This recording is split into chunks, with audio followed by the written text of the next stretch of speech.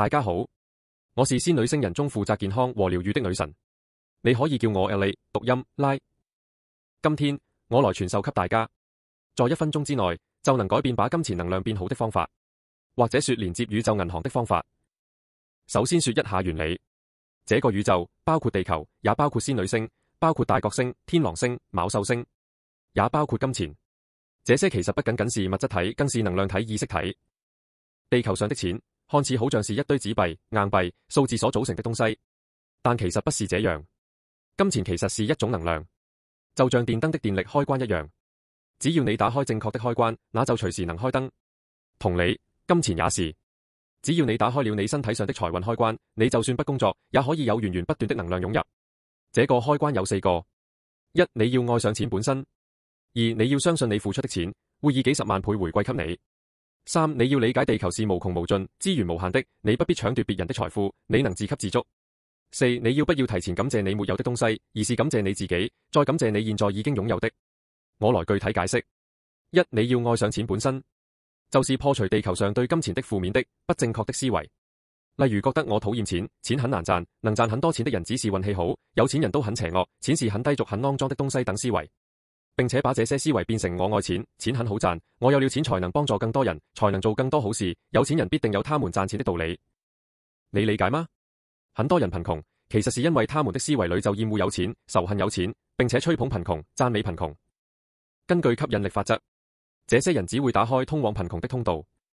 原理很簡單，你愛錢，錢才會愛你；你不愛錢，你還去恨錢，那錢當然會遠離你。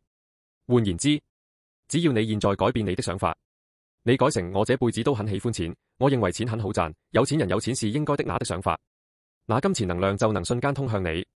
二、你要相信你付出的錢會以幾十萬倍回饋給你。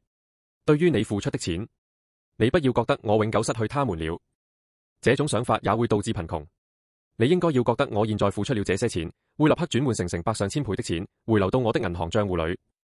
上面已經說過，金錢不只是物質上的東西，更是能量。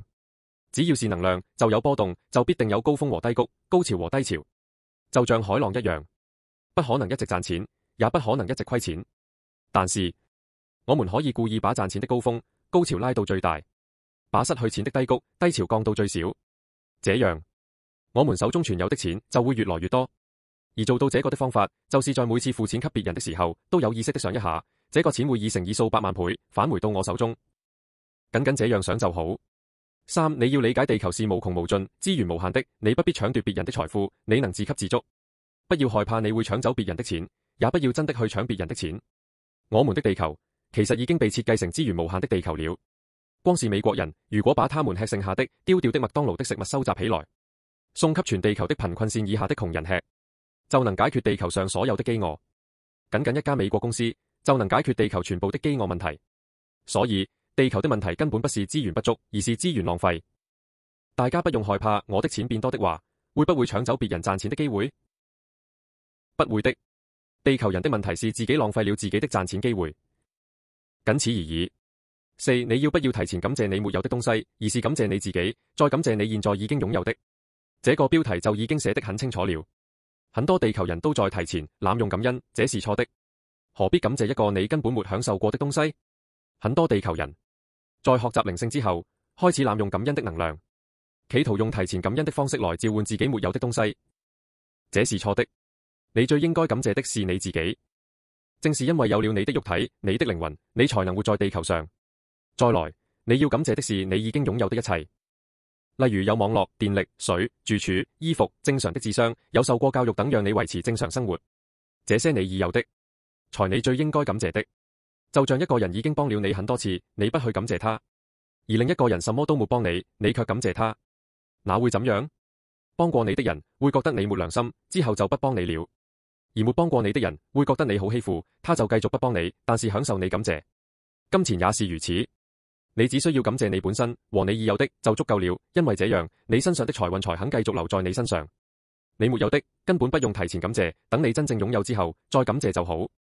以上就是在1分鐘之內就能打通招財能量，讓你獲得宇宙銀行中無限金錢的方式。YouTube 屠龍術。